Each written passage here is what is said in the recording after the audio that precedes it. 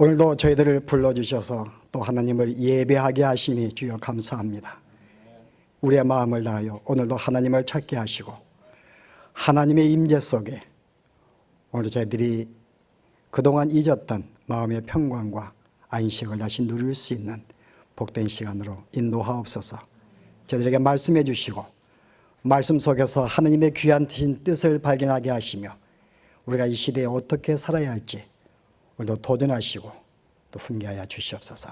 예수 이름으로 기도합나이다. 아멘.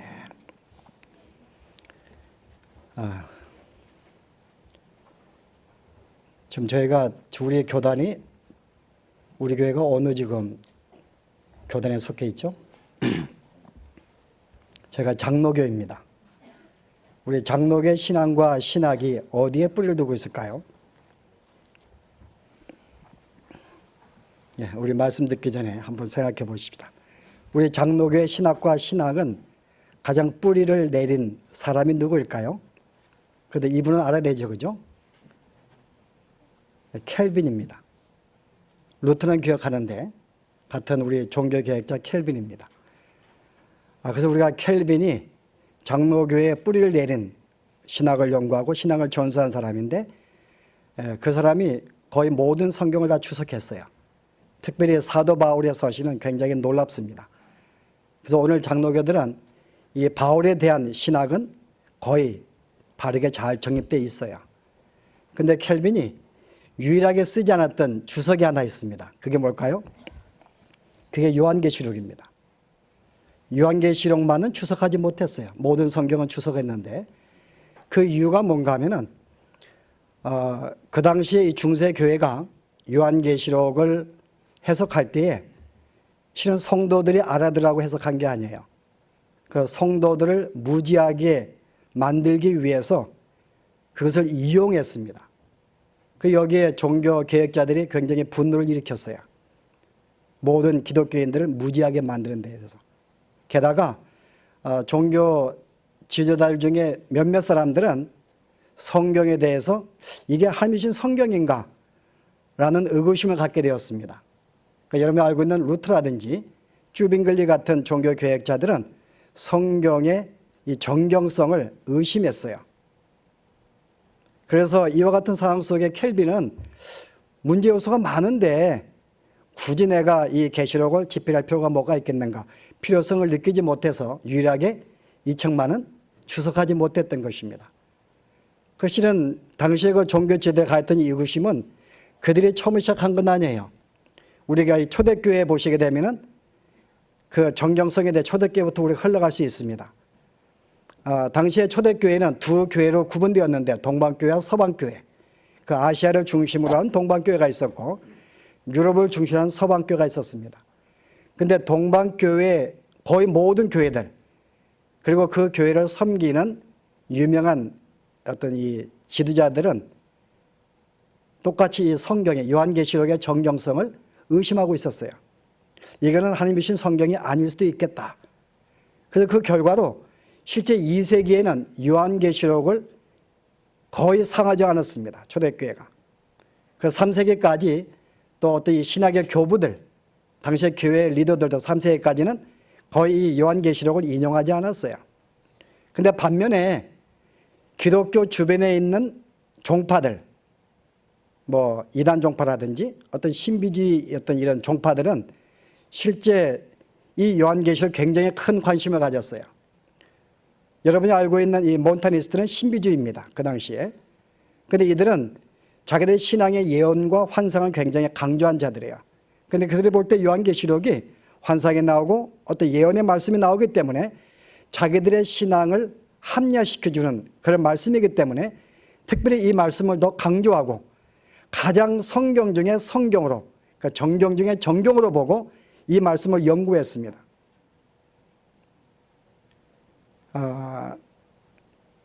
근데 실제 그래서 이 기독교회가 볼 때 이 요한계시록이 많은 사람들을 자꾸 이단으로 만드는 거예요. 어떤 신비종파를 만들기 때문에 이 책은 하나님 말씀이 아닐 수가 있다. 그런 광경을 보고 그래서 그들 또한 이 성경성을 정경성을 더 의심하게 되었던 것입니다. 그래서 우리가 이런 기독교 역사 속에서 발견할 수 있는 세 가지의 사실이 있습니다. 첫째가 뭔가 하면은 초대교회부터 중세시대까지 종교개혁시대까지 요한계시록이 거의 이용되지 아니했다는 것입니다. 연구가 되지 아니했어요. 실은 이 사도 요한의 보다는 이 사도 바울이라든지 다른 서신들은 연구가 많이 이렇게 활성적이었는데 요한계시록만은 연구하지 않았어요. 그래서 우리가 그때 만약에 종교개혁자들이 뭐 루터라든지 켈빈이라든지 쭈빙글리 이런 사람들이 그때 만약에 요한계시록 관심을 가지고 연구했더라면 오늘 우리들은 요한계시록에 대해서 우리가 보다 익숙함을 가지고 바른 우리가 이해를 가지고 있었을 것이다. 그러나 그렇지 않는 게 첫 번째 안타까움입니다. 두 번째 사실이 뭔가 하면은 요한계시록은 굉장히 신비적인 요소가 많습니다. 그래서 실제 이 어떤 이단 종파, 지금 우리가 지금 통역하고 있기 때문에 이 집사님이 제대로 되는지 모르겠는데 헤레리컬 섹트입니다. 또 미스티컬 섹트, 신비주의 종파들. 우리가 이런 사람들은 자기들의 어떤 종파를 보급시키기 위해서 더욱 이 요한계시록을 몰두하게 되었어요. 그리고 거기에 교주들을 더 드러내기 위해서 또 자기들의 어떤 교파를 정막해서 이 계시록을 곡해합니다. 그래서 사람들을 포섭하는 거예요. 그 실제 종교의 개혁 시대까지 보면은 이단 종파에 의해서 요한계시록이 거의 그들의 전용물로 사용이 됐다는 것입니다. 그래서 여러분들이 알고 있는 우리가 여호와 증인 보시게 되면 여호와 증인의 강조점이 있죠. 그들은 14만 4천을 강조합니다. 그게 구원받는 숫자인데 그 숫자에 들어가기 위해서 요한계시록 나오는 거예요. 우리는 여호와 증인, 여호와를 증거한다. 특별히 여호와와 플러스 뭐예요? 천년 왕국을 증거해요. 그 여러분들이 종종 아마 만나셨더니 그들은 여호와와 천년 왕국을 강조합니다. 그리고 그들이 전파해서 끌어들이는 이유는 만 14만 4천의 수가 되면은 세상이 끝나기 때문에 그 수에 들어가기 위해서 지금도 여호와 증인들은 열심히 우리들을 표기하고 있는 거예요. 맞는가? 포교인가요? 포교하고 있습니다. 또 한 가지 우리가 세 번째 사실은요. 한국교회가 이렇게 어떤 이 요한계시록의 이단 종파나 신비 종파들에 의해서 이게 왜곡되고 오용되고 있는 반면에 이들을 어떤 교회를 지키기 위해서 실은 요한계시록을 거의 어떤 이 열심히 어떤 연구하거나 손대지 않았다는 것입니다. 마땅히 교회를 보호하기 위해서 이런 나올 때 그들을 보호하기 위해서 연구를 해야 되는데 정말 진지한 연구와 냉철한 판단과 해석이 있어야 되는데 그걸 하지 아니했다는 것입니다. 그 결과 원래 한국교회 이 요한계시록에 대한 이 수준은 거의 뭐와 같을까요? 거의 어린아이와 같은 수준이에요. 애기와 같은 수준입니다. 거의 요한계시록을 알지 못한다 그 말이에요. 만약에 안다 할지라도 가끔 이단 종파들에 의해서 들었던 어떤 그런 그럴 때 해석들을 내가 여기저기 들은 것을 내 스스로가 짜집게 해가지고 그래서 그것을 알고 있는 거야. 그뿐 아니라 계시록은 배우고 싶은데 교회가 가르치지 않기 때문에 어느 누가 가르친다면 거기에 우리가 들어갑니다. 거기에 매력을 느끼고 거기에 영향력을 받게 돼 있어요. 그래서 한국교회는 요한계시록을 강의하는 어떤 그런 교단에 보다 많은 사람들이 거기에 빠졌고 심취해 있습니다. 한 예를 들어서 한국교회를 지금 어지럽히고 있는 이단 종파가 하나 있는데 자, 어디일까요, 여러분? 지금 한국 신천지입니다. 신천지는 이만희 씨가 창조한 거야. 그가 설립했습니다. 근데 이만희 씨가 뭘 말한가 하면은, 자기는 요한계시록에 나와 있는 여기 두 증인이 나오는데 두 증인 중에 자기가 한 명이라는 것입니다. 근데 예수님이 이미 재림하셨는데 육체로 하신 것이 영적으로 재림하셨는데 그 영이 자기에게 들어왔다는 거예요. 그 자기는 그 순간 영생 불사의 몸이 되었다고 가르칩니다. 그 이만희 씨는 영생 불사의 몸이에요. 죽지 않습니다. 그래서 지금 늙어가고 있거든요. 그리고 자기는 이런 영생 불사의 몸이 되면서 하나님께 생명록을 기록할 수 있는 사망록을 기록할 수 있는 특권을 부여받았다고 말합니다. 그래서 그에게 잘못 보이면 사망록에 들어가게 돼요. 그리고 그가 이 하나님의 영이 그에게 예수님의 영이 그에게 임재한 순간에 하나님의 왕국, 천년 왕국이 시작했다고 말해요. 이게 신천지예요. 신천지, 천년 왕국이 시작했다. 그래서 그들이 이 사람이 그런 주장한 지가 1984년입니다. 지금부터 31년 전에 그래서 실은 작년에 천년 왕국의 30주년 기념하기 위해서 큰 행사를 가졌어요. 올해가 31주년입니다. 그런데 지금 그들의 강조하는 것이 뭔가 하면은 여전히 14만 4천의 신천지의 교도를 만들자는 게 그들의 주장입니다. 14만 4천. 요한계시록에 나와 있는. 왜요? 그들이 구원받는 하늘로 올라간 거 보니까는. 근데 왜 14만 4천을 만드는가 하면은 그들이 14만 4천이 되는 순간에 그동안에 순교하였던 성도들의 영혼이 천국에 올라가 있는데 그 영혼이 내려와서 그 14만 4천의 그 신천지 교도들에게 들어가서 그들이 영생 불사가 된다는 것입니다. 그 일을 위해서 지금 14만 4천을 만들기 위해서 그들은 모든 교회에 그들이 파송하였어요. 그래서 있는 기존 신자들을 끌어냅니다. 그들의 자기들의 어떤 이 신도로 만드는 거죠. 왜냐하면 우리는 요한계시록을 체계적으로 배워본 적이 없기 때문에, 그래서 우리가 그런 가르침이 있을 때는 정말 이것이 어떤 분들은 처음 대하기 때문에 그게 진리인 것이냐, 이게 바른 해석인 것을 알고 그래서 그냥 받아들이기 때문에 아마 여러분들 그런 경험 해봤을 것입니다. 우리가 또 하나의 우리가 예를 들면은 여러분 종종 그 천국에 갔다고 이렇게 신앙 간증하는 분들이 있어요. 들어보셨는가요? 근데 그들이 천국을 묘사할 때 거의 요한계시록 21장의 내용을 거의 묘사합니다. 새 예루살렘 성전이 내려와서 그 안에 거하고 있는 그 성전에 대한 그 모습을 이야기를 합니다. 근데 과연 정말 천국이 그러한가? 여러분 보실래요? 요한계시록 21장에. 자, 21절 보세요. 2절 보시면은 내가 보매 거룩한 성 새 예루살렘이 하느님께로부터 하늘에서 내려오니 그 예비한 것이 신부가 남편을 위하여 단장한 것 같더라. 성이 내려왔는데 신부가 남편을 단장한 모습 같다는 거죠. 근데 그 다음에 보세요. 9절에 보았더니 자 보라 내가 내 신부를 너에게 보이겠다 그럽니다. 7대접을 가지고 마지막 7재앙을 담은 7천사 중 하나가 나와서 내게 말하여 가로되 이리 오라 내가 신부 그 어린 양의 아내를 내게 볼 것이다. 자 이제 신부를 내가 너에게 보이겠다 말하는데 그 신부가 누구예요? 10절에 성령으로 나를 데리고 크고 높은 산으로 올라가 하나님께로부터 하늘에서 내려오는 거룩한 성 예루살렘을 보이니. 자 예루살렘 성이 내려오는 내가 내 신부를 보이겠다 그러면서 예루살렘 성을 보여줍니다. 그럼 이 성은 지금 누구를 말하고 있는가요? 자체 성이 아니라 지금 그리스도의 신부를 지금 상징으로 보여주고 있는 거예요. 어떻게 알 수 있는가요? 여러분 그 다음에 12절 보세요. 크고 높은 성곽이 있고 12문이 있는데 그 12문에 누구의 이름이요? 이스라엘의 12지파의 이름이 써 있습니다. 그 다음에 14절에 그 성의 성곽은 12기초석이 있는데 기초석에는 12사도의 이름이 적혀 있어요. 지금 성이 내려왔는데 이 큰 성전이 성읍이 내려왔는데 거기에 12개의 문이 있는데 거기에 문이 12지파가 이름이 있고 또 기초석에 마다 12기초석이 있는데 거기는 사도들의 이름이 있는 것입니다.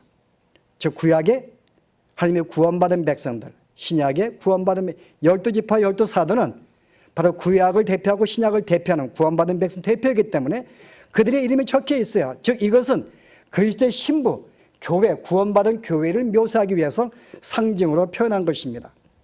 그런데 지금은 어떤 사람은 내가 천국에 가보았는데 그거는 이렇게 이런 보석도 있고 뭐 이렇게 이러면서 그런 성전을 내가 보았다는 것입니다. 너무나 왜곡되게 계시록을 해석하고 있는 것이죠. 그래서 실제 우리는 이 말씀에 대해서 우리가 제대로 배우지 못했기 때문에 우리가 알고 있는 것은 다른 어떤 신비적이나 어떤 이단적인 종파들에 의해서 우리가 부분 들었기 때문에 실제 우리의 내용이 온전치 못한 것입니다. 그래서 이런 사실을 우리가 현실을 보면서 이제 우리가 더 이상 어떤 이 교회의 역사 속에 나타난 교회들의 오류를 우리가 반복한다든지 방치할 수가 없을 것 같다. 그리고 이 시간만이라도 우리가 말씀을 제대로 배워서 정말 하나님 앞에 바른 신학과 바른 신앙 가지고 섬기는 것이 옳지 않은가. 이제 그런 의도를 가지고 이제 오늘부터 요한계시록을 보려고 하는 것입니다. 그리고 오늘 이제 제가 주어진 제목대로요. 우리 첫 번째 시간으로 이 요한계시록은 이해할 수 있는 책인가 얘기하는 것입니다. 이해할 수 있을까? 자, 이해할 수 있을까요, 여러분? 여러분이 가르침 받지 아니해도 이해할 수 있을까요? 이해할 수 있습니다. 충분히 이해할 수 있는 책이에요. 물론 요한계시록의 이 모든 상세한 부분들을 다 이해할 수 있는 것은 아닙니다.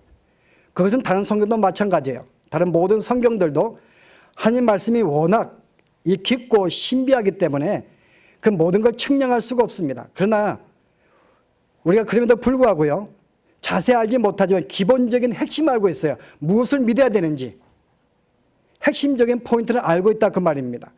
요한계시도 마찬가지예요.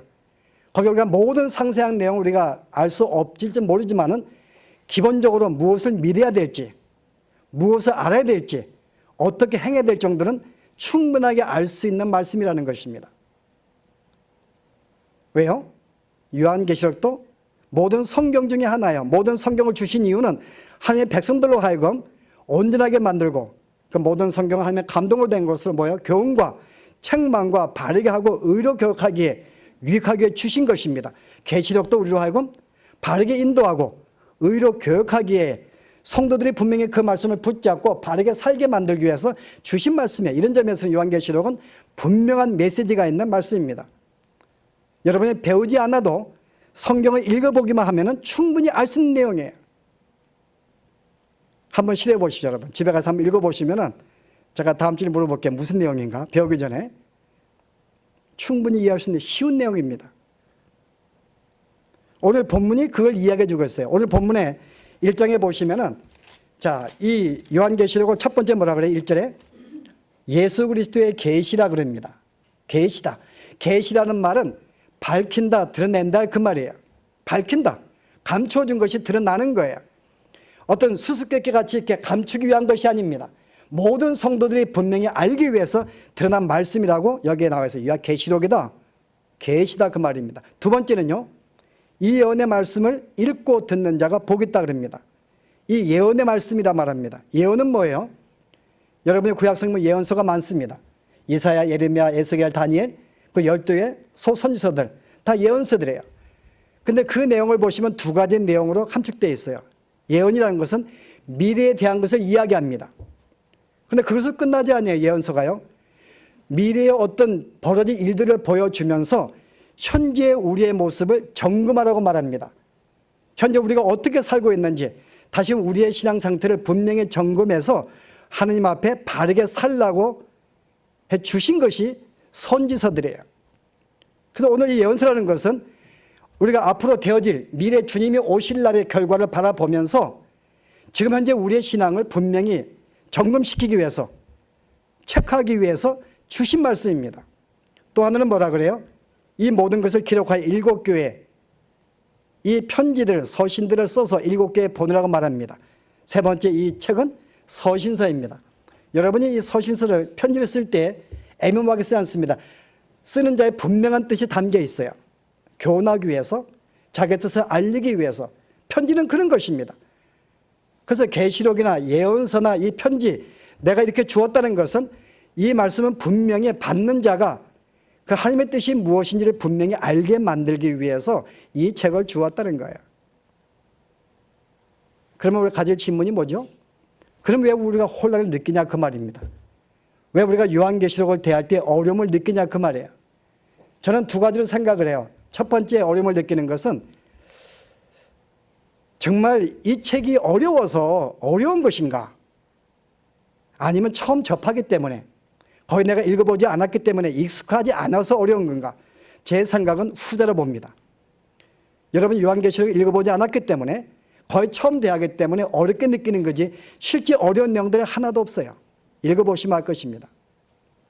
또 하나의 이유는 우리가 그 사이에 교회 책을 배우지 못한 결과로 실제 우리가 여기저기서 많이 주워 들었어요. 영화를 보기도 하고 책을 보기도 하고 뭐 여호와 증인을 믿기도 하고 우리가 많이 들었습니다. 그래서 실제 우리는 뭔가 우리가 믹스가 돼 있어요. 어떤 체계적으로 하나가 일관성 있게 연관된 말씀이 아니라 뭔가 이렇게 부분적으로 들은 것을 우리 스스로가 짜집게 했기 때문에 이 내용이 서로가 이렇게 일치가 안 되는 거예요. 그래서 어려움을 느끼는 것입니다. 한번 볼까요, 우리가? 여러분, 이 요한계시록에 대해서 크게 이렇게 이 관점을 가진 네 가지 학설이 있는데 이 모든 해석은 여기에 네 학설에 들어갑니다. 근데 그 중에 하나가 세대주의의 견해가 있어요. 세대주의 견해가 뭔가 하면은 이제 주님의 재림하실 때 공중 재림을 하고 지상 재림을 나누는데 공중 재림할 때 모든 성도가 하늘에 휴거된다고 말합니다. 랩처가 되는 거예요. 자, 그러면 그리고 이제 남아있는 사람들은 7년간 환란을 당합니다. 그동안 휴거된 사람은 7년간 잔치를 베풀어요, 하늘에서. 그 7년 후 다시 지상 재림을 합니다. 이게 세대주의의 학설의 한 내용이에요. 근데 여러분은 과연 질문해 볼까요? 누가 휴거가 됩니까? 자, 여러분 제대로 이제 학설을 알고 있는지 보는 것입니다. 누가 재림합니까, 여러분? 누가 휴거가 됐을까요? 예수를 잘 못 믿는 사람들? 로 알고 있다면 여러분이 그게 잘못 알고 있는 거예요. 실제 네 가지 학설 가운데 어느 학설도 믿는 자가 반은 올라가고 반은 남는다는 말씀이 없습니다. 세대주의는 그렇게 해석하지 않아요. 그들은 말하기를 7년 환란을 받는 것은 교인들이 아니라는 것입니다. 14만 4천 이스라엘 백성이 하면서 모든 성도는 구원을 받고 휴거가 되고 남아있는 사람은 이스라엘 백성인 거예요.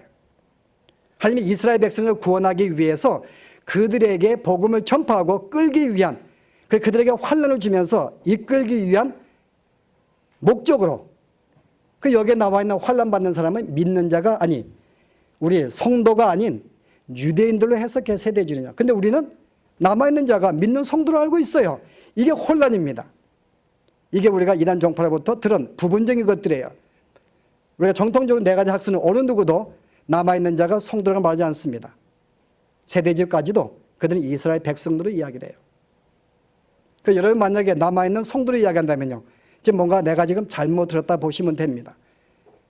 그래서 혼돈된 거예요. 분명히 성경은 내가 행하지 못해서 구원으로 믿음을 받는다고 말씀하고 있는데 내가 정말 죄를 지어서 내가 이 스스로 의를 지킬 수가 없어서 주님이 대신 십자가에 죽으셔서 믿으면 구원받는다 했는데 아니 다시 내가 열심히 행하지 못해서 선을 행하지 못해서 남아서 고난받는다는 게 무슨 말인가.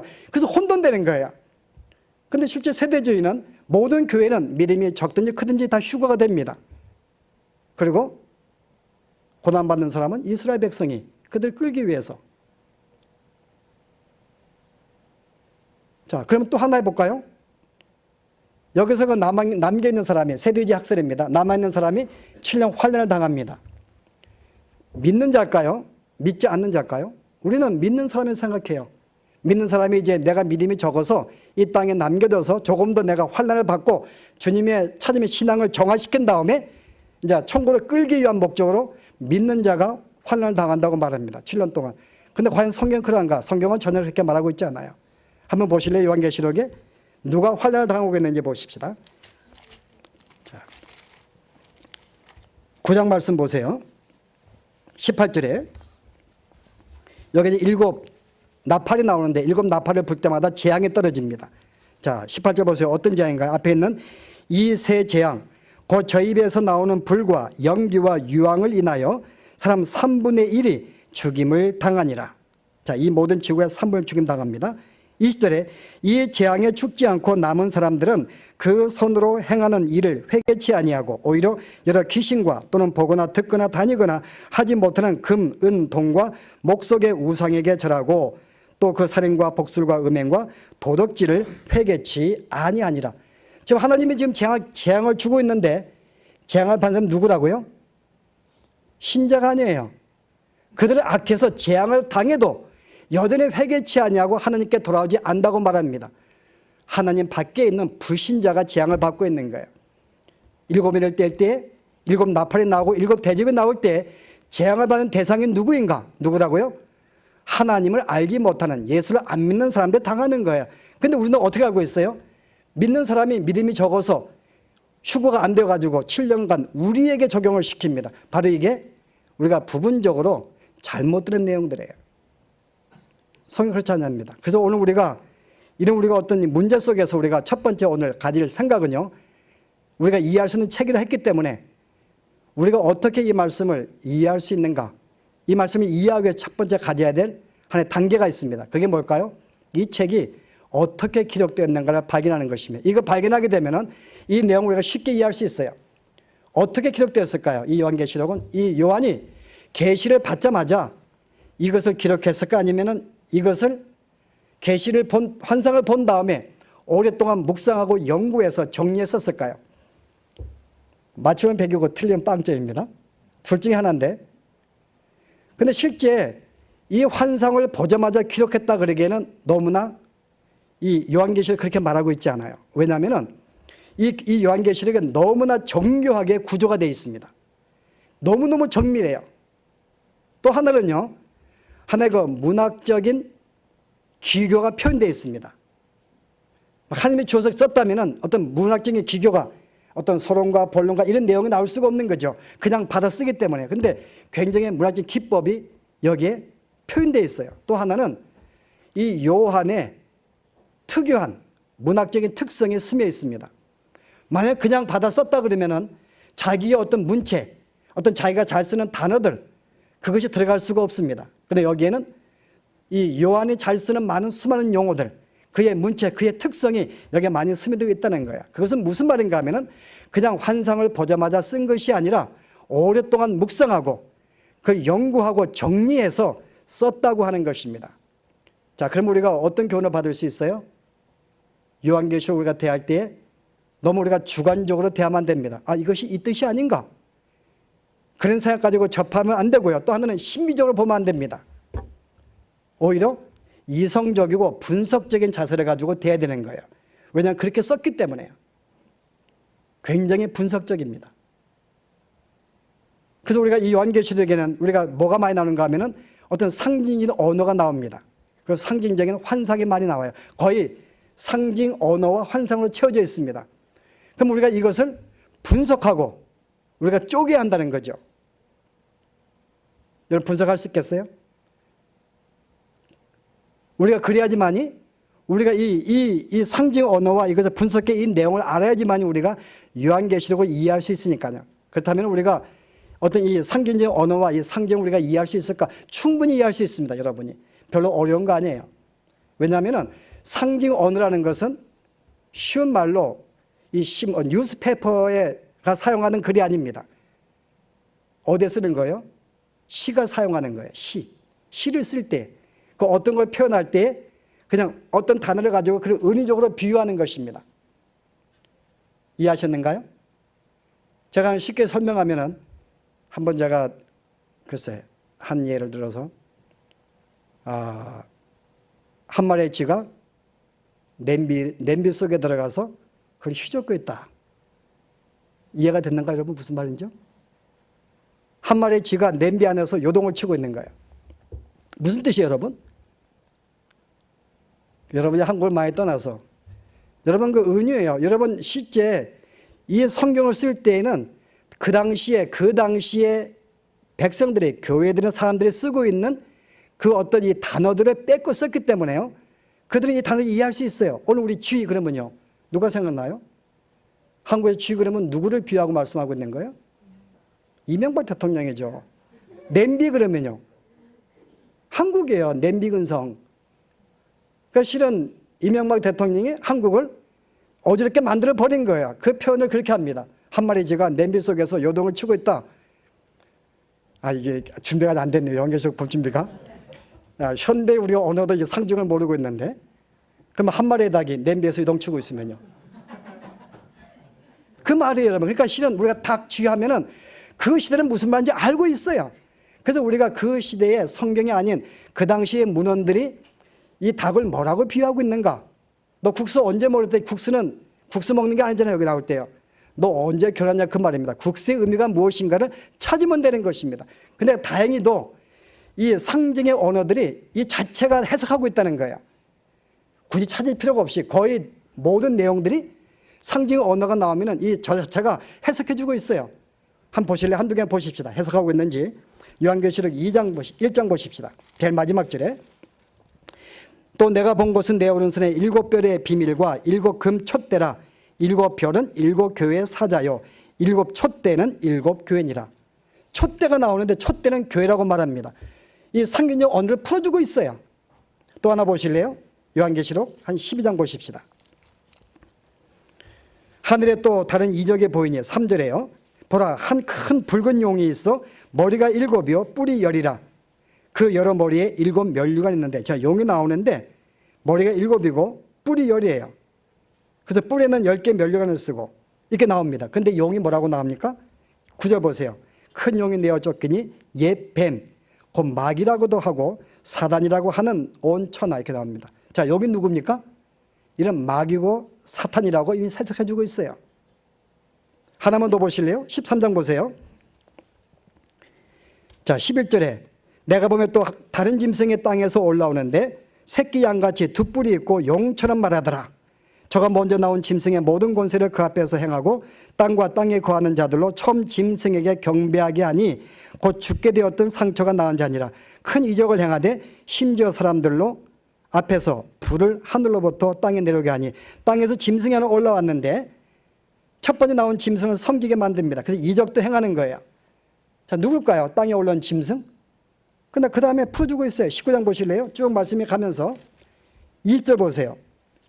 짐승이 잡히고 그 앞에서 이적을 행하듯 거짓 선자도 함께 잡혔으니 이는 짐승의 표를 받고 그의 우상에게 경배하던 자들을 이적으로 미혹하던 자라. 자, 누구라고요? 땅에서 올라온 짐승이 거짓 선지자. 그 실제 여기에 어떤 상징적 어려움 나오지만은 우리가 굳이 그 시대에 우리가 문헌을 찾을 필요 없어요. 이 성경 자체가 그 언어가 무엇인지 설명해 주고 있으니까요.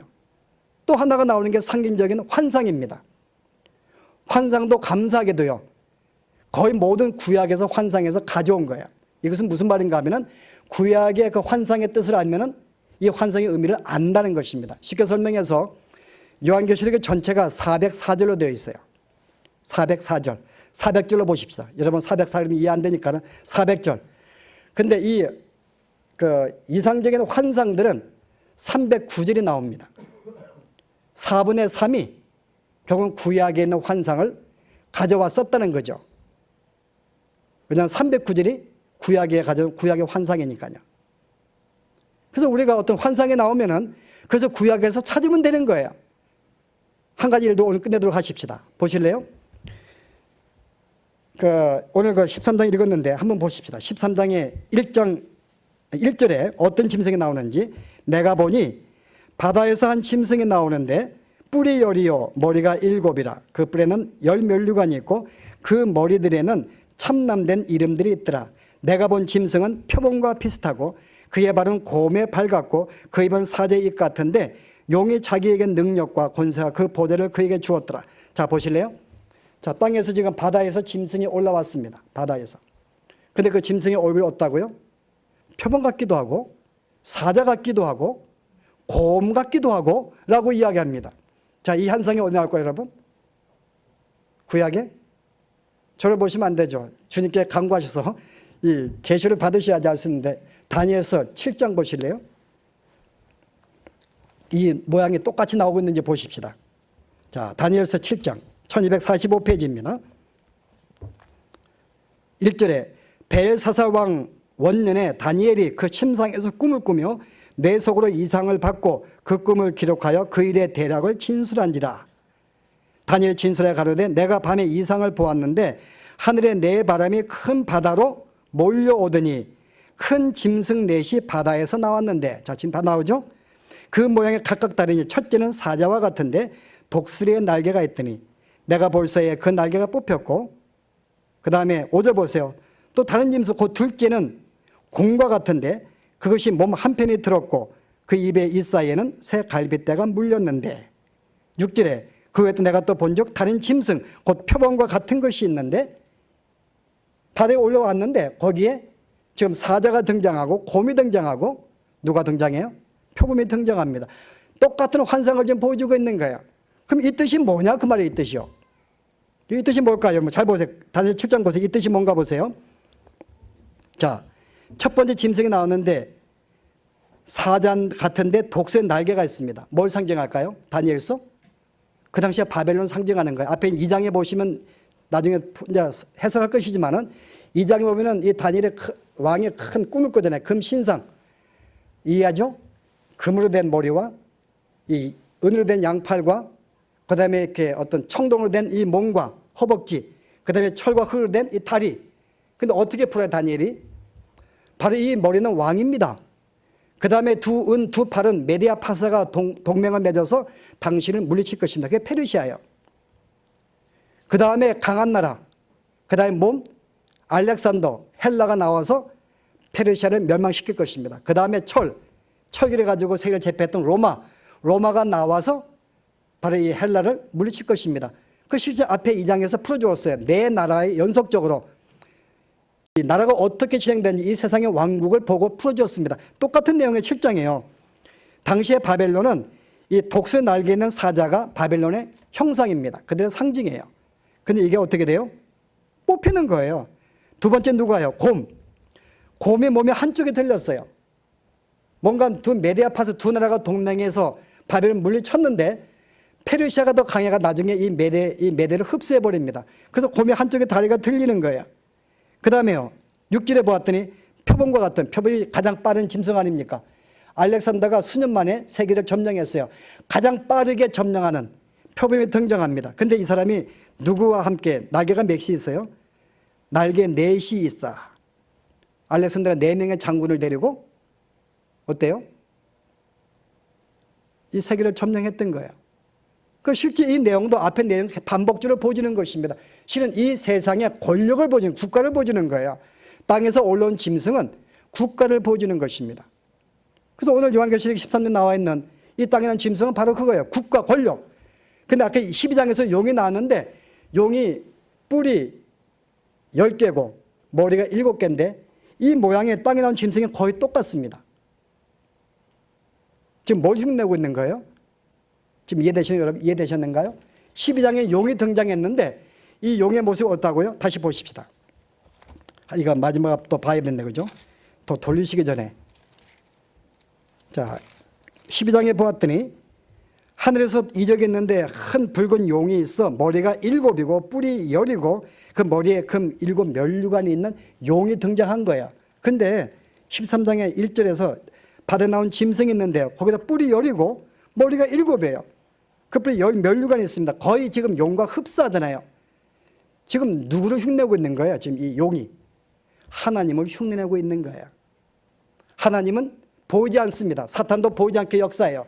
대신 집행자가 필요합니다. 하나님은 당신의 모든 계획을 집행하는 그리스도를 보내었어요. 그 사탄도 흉내내기 위해서 자기의 모든 계획을 집행하는 하나의 그런 그리스도 같은 존재가 필요한 것입니다. 바로 그가 국가라고 하는 거죠. 국가를 통하여 권력을 통해서 믿는 자들을 믿지 못하게 만드는 거예요. 당시 로마는 국가의 힘을 통해서 압력을 강제합니다. 또 어떤 교황들을 섬기게 만듭니다. 황제들을 숨기게 만드는 신들이 많습니다. 국가의 힘을 가지고 믿는 자를 미혹하는 것이에요. 핍박하는 것입니다. 그래서 이 하나님께서 성자를 통하여 어떤 사역을 하였듯이 이 사탄도 당시의 동역자, 첫 번째 성자와 같은 국가의 권력, 바다에 나온 짐승을 데리고 자기의 어떤 이 계획을 실천하는 것입니다. 그래서 예수님과 비슷하게 묘사돼요. 보실래요? 13장 2절 보세요.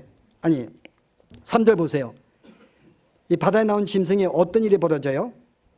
하나님이 용이 자기의 모든 능력과 보좌와 권세를 다 주지 않습니까? 하나님도 당신의 모든 능력과 보좌가 다 주어서 했으니까 주었습니다. 어떤 결과가 있습니까? 3절에 그의 머리 하나가 상하여 죽게 된 것 같으니 그 죽게 되었던 상처가 나오며 온 땅이 이상하여 그를 따르고, 우리 예수님이 십자가에 죽으심으로 그 결과로 온 백성들이 그를 따릅니다. 교회들이 똑같이 이 짐승이 거의 죽진 않았어요. 죽으면 끝나니까는 죽게 되었는데 회복이 됐더니 그것을 보고 많은 사람이 그를 쫓아갑니다. 예수님과 똑같이 흉내내고 있는 거예요. 그러면 여기에 성령의 모형이 나오는가? 나오죠. 아까 오늘 나온 11절에 땅에 나온 짐승. 땅에 나온 짐승에 바다에 나온 짐승을 경배하게 만들기 위해서 이정을 행하고 그들을 계속 이렇게 이끌어냅니다. 성령의 사역이 마찬가지예요. 성령이 오신 것은 그리스도를 경배하게 만든 것입니다. 그래서 성령은 기적과 이설을 행하였어요. 그걸 똑같이 모방하고 있는 거야. 땅에 나온 짐승이 어떠다고요?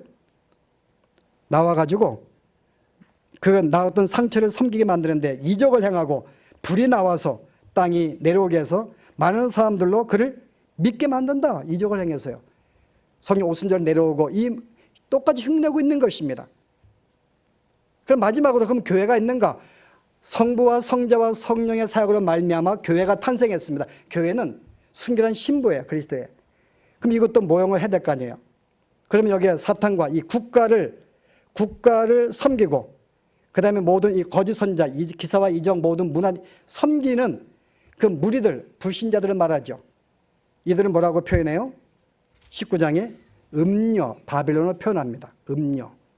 그 음녀는 신부에 대한 대조적인 인물이에요. 신부는 정기를 지킨다면 음녀는 부정한 여인입니다. 근데 이 여인이 어떻게 해요? 19절 보았더니 그가 세상의 문화와 물질과 쾌락으로 사람들을 미혹한다고 말합니다. 유혹한다고. 그럼 실제 여러분 이 내용에 지금 12장부터 19 내용이 거의 윤곽에 드러났어요. 지금 용이 있는데 자기의 동역자로 바다에 나온 짐승과 땅에 나온 짐승과 그를 따르는 음녀, 국가를 신뢰하고 국가에 의지하고 경제에 의지하고 문화에 취해 있는 그런 사람들을 데리고 누구를요? 믿는 사람을 핍박하고 유혹하는 거죠.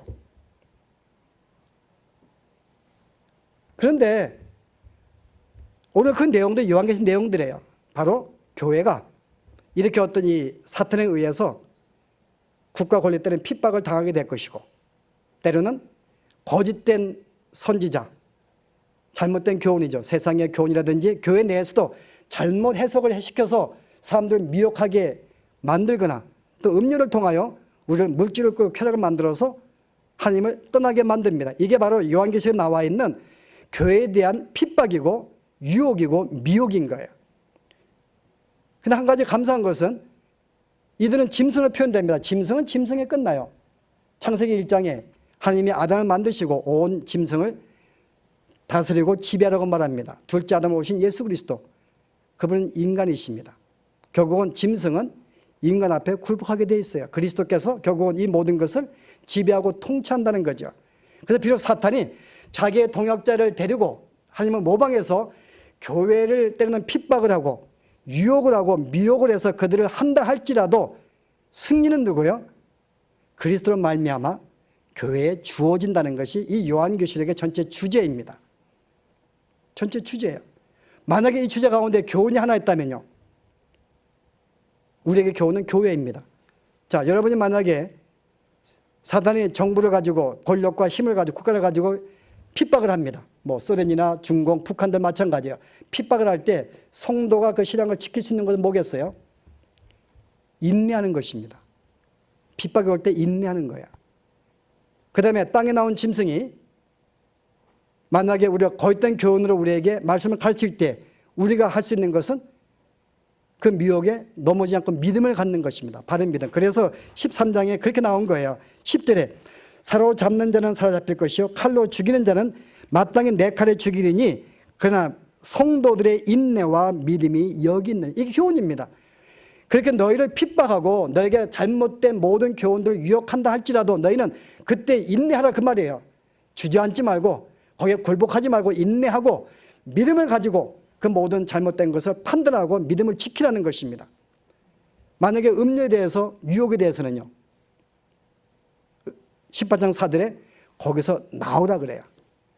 그 문화에 그 쾌락의 물질에 빠지면 거기서 나오는 것이, 그 분리하는 것이 바로 우리가 승리할 수 있다 그 말입니다. 이게 오늘 요한계시록 전체가 우리에게 주는 교훈입니다. 핍박으로부터 우리가 인내하고 거짓된 가르치면서 우리가 믿음을, 바른 믿음을 지키고 음료의 모든 세상의 물질에 우리 할 때 거기에서 우리가 나오는 것, 분리하는 것, 이게 오늘 교회들이 이것을 주기 위해서 요한계시록을 쓴 거예요. 그래서 거기에 등장인물이 하나님과 그의 동역자들, 사람과의 동역자들, 이들이 어떻게 전쟁을 하고 있고 결국 이들이 어떻게 다 멸망 심판을 받는가, 어떻게 교회가 승리하는 걸 보여주기 위해서 그 당시에 핍박을 받고 있는 성도들을 위로하기 위해서 이 말씀을 주신 거예요. 그래서 우리가 이 말씀을 들을 때 내가 굉장히 두려움을 느낀다, 그것은 성경을 잘못 이해한 것입니다. 이것을 볼 때 내가 힘을 얻어야 돼요.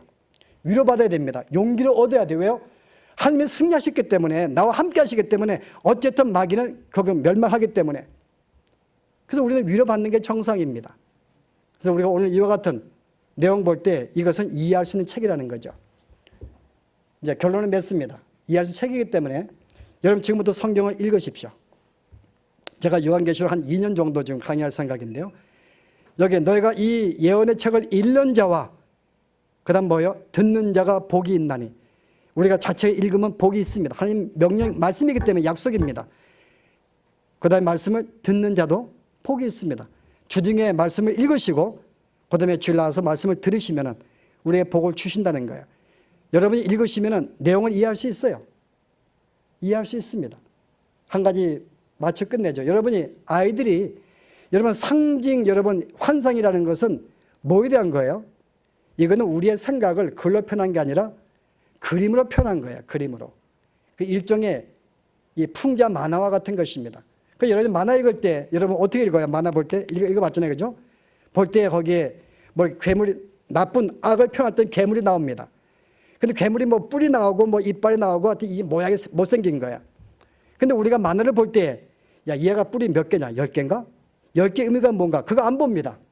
그냥 괴상망측하구나. 그거 하기 위해서 뿔을 10개 만들고 그 다음에 뭐 이렇게 뭐 그 반지의 제왕에서 스미골인가요? 그 머리카락이 몇 개 안 나오잖아요. 이게 머리카락이 몇 개인가 빠지면은 해석이 안 됩니다. 그래서 이렇게 뭔가 이렇게 좀 잘못됐구나 이렇게. 그 실은 우리가 볼 때에 여기 자서 나와 있는 뿔이 몇 개냐 그게 빠지면은 우리 해석이 안 돼요. 먼저 큰 숲을 봐야 됩니다. 아, 이것은 나쁜 놈을 말하는 거구나. 아, 이것은 좋은 편을 교회를 말하는 것이구나. 그거 발견한 다음에 자세한 10뿔이 뭐고 머리카락이 몇 개 그것은 그 다음에 우리가 알면 몰라도 괜찮아요. 여러분이 그렇게 읽으시면 됩니다. 그래서 실제 제가 이 요한계시록을 한참 배울 때에 이거를 가르친 우리가 교수가 포이트리스인데 세계적인 신학자예요. 이 사람의 강의 중에 이런 내용을 이야기를 했습니다. 자기가 요한계시록을 학교에서 강의를 하고 종종 교회에 청년마다 강의를 해요. 근데 어린아이가 한 명이 12살 먹은 애가 나왔더래. 그러더니 목사님, 저 이 내용 다 알고 있어요. 그러더라고요. 근데 이거 어떻게 했더니 이 내용 굉장히 쉬워요. 결국은 악이 하나님을 대적하는데 악이 멸망하는 내용 아닙니까? 그 아이는 그 만화로 보기 때문에 쉬운 거예요. 만화로 보니까는. 우리는 잘못 들은 개념 가지고 이 뿔이 몇 개인가, 머리카락이 과연 왜 7개인가, 왜 여기에 분석하니까 큰 글을 놓치기 때문에 우리는 이 내용을 못 보는 것입니다. 그래서 잡스러운 건 다 버리시면 돼요. 또 하나의 예가 뭔가 하면은 우리 신학교에서 그 수희 한 분이 계셨는데 그 학생들이 그 농구하고 있었어요. 근데 보니까는 수희가 보니까 책을 읽고 있는데 가서 보았더니 그 요한계시록 읽고 있는 거예요. 그래서 한 학생이 아니 제가 한번 어떻게 내용 이해하십니까? 제가 푸줄까 그랬더니 아니 무슨 말 내가 다 이해한다고. 그분은 안 배웠는데 이거는 우리가 말한 대로 여전히 사탄에 대한 것이 하나님의 전쟁의 이야기인데 뭐 하나님이 승리한다는 걸 알고 있습니다. 성경을 전혀 안 배워도 오히려 전혀 모르는 사람이 만으로 보기 때문에 이 내용이 굉장히 쉬운 거예요. 그래서 여러분들이 그런 마음을 가지고 이제 한 주간 열심히 읽으시기 바랍니다. 앞으로 제가 조금 더 이 본문에 들어가기 전에 한 2번 정도 더 서론을 공부하려고 그래요. 그래야지만이 우리가 이 말씀을 배울 수 있기 때문에 여러분 지금부터 읽으셔서 우리가 말씀을 계속 우리가 배워나가기를 바라겠습니다. 기도하십시다. 오늘 저희들에게 다시 한번 주의 말씀을 바로 알 수 있는 시간들을 주시니 감사합니다. 모든 성경은 우리에게 유익과 교훈과 책망하고 의로 교육하여 주신 말씀이온즉 요한계시록도 우리의 영적인 도움과 유익과 도전을 위해 주신 분명한 말씀인 것을 저희들이 발견하였습니다. 이제부터 말씀을 읽는 자가 보겠다 싸우니 이 말씀을 읽게 하시고 이제 우리가 바른 주의 뜻을 분별하여 바르게 주님을 섬길 수 있는 저희들의 삶으로 축복하여 주시옵소서.